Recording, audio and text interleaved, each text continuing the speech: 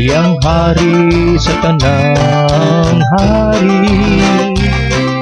Siya ang kahadlukan sa tanang mga tao. Siya po ang matarong nawalay lain na tungtunguan. Siya man ang nagbuhat sa kanatong tanan. Sa palihog kitang tanan, dawatong ta siya. Sa kanunay ug daygon angtod sa kahangturan. Kayang nahiuna maulahi, ug ang naulahi mahiuna.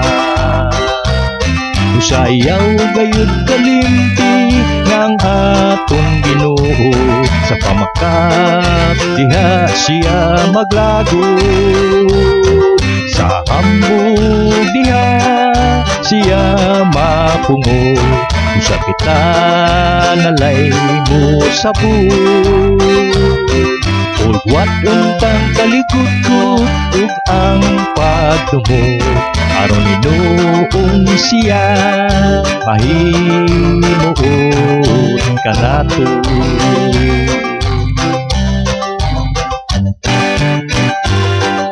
Kasamot iyang linawon, tigpakaroon nun ug mapahitason.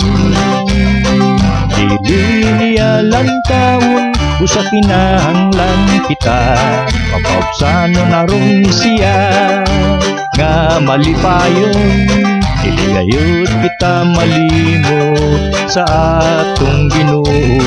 Sa palihog kitang tanan, dawatong ta siya.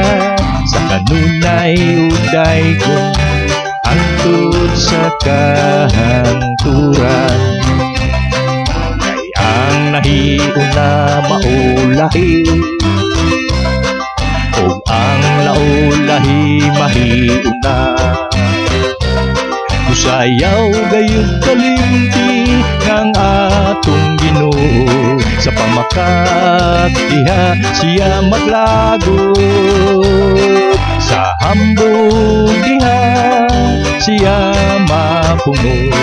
Sa kita nalay mo sa puot. Ugwat untang kalikot-kot ug ang pagtumo.